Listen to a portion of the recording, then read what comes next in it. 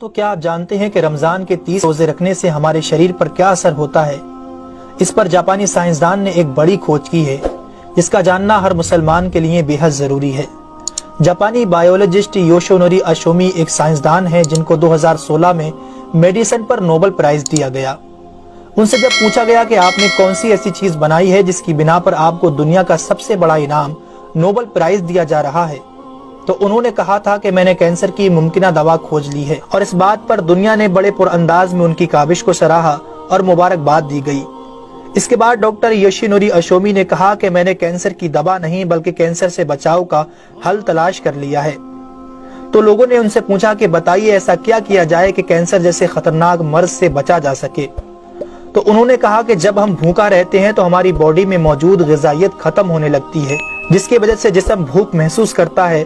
اگر اس بھوک کے دوران جسم تک کھانا نہ پہنچے تو ہمارا جسم بھوک کی شدت کی وجہ سے اپنے اندر موجود ان زہریلے سیلز کو کھانا شروع کر دیتا ہے جو کینسر کا سبب بنتے ہیں۔ اس عمل کو میڈیکل کی لینگویج میں آٹوفیگی کہا جاتا ہے۔ اگر آپ چاہتے ہیں کہ آپ کا جسم ایسے بیمار سیل سے پاک ہو تو آپ کو بھوکا رہنا چاہیے۔ جب ایسے سیلز مرنا شروع کر دیتے ہیں تو کینسر کا پرسنٹیج کم ہو جاتا ہے۔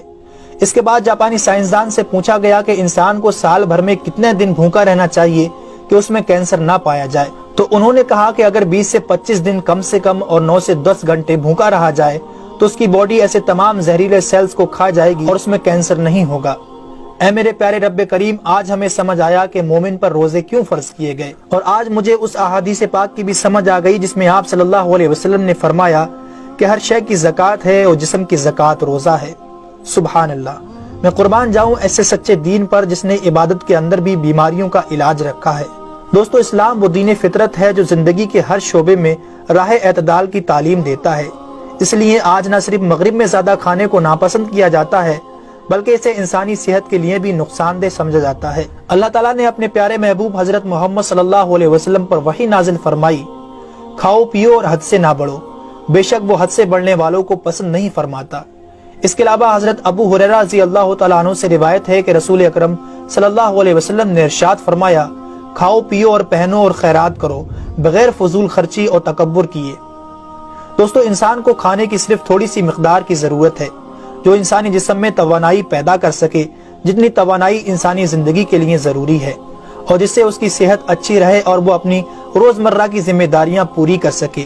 انسانی جسم کو جتنا کھانے کی ضرورت ہے اس سے زیادہ جسم میں داخل ہونے والا کھانا چربی بن جاتا ہے، جس کی وجہ سے انسان کا جسم بڑھ جاتا ہے، اس کی رفتار سست ہو جاتی ہے اور وہ بہت زیادہ تھکن محسوس کرنے لگتا ہے۔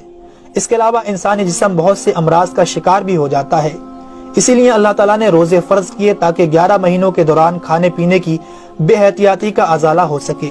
قرآن پاک میں اللہ تعالیٰ نے روزے رکھنے کا حکم ان الفاظ میں بیان فرمایا ہے، اے ایمان والو، تم پر روزے فرض کیے گئے جیسے کہ تم سے پہلوں پر روزے فرض کیے گئے تھے تاکہ تم پرہیزگار بن جاؤ۔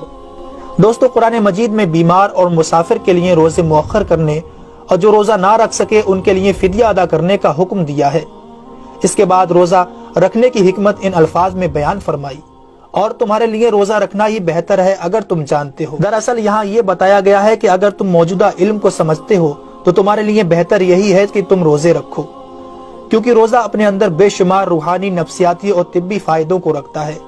روزے کی طبی افادیت کی طرف نہایت مختصر مگر جامع اشارہ نبی اکرم صلی اللہ علیہ وسلم نے ان الفاظوں میں بیان فرمایا، روزے رکھو اور تندرست ہو جاؤ۔ اللہ رب العالمین ہم سب کو اس مہینے میں زیادہ سے زیادہ نیکیاں کرنے اور سارے روزے رکھنے کی توفیق عطا فرمائے۔ آمین ثم آمین۔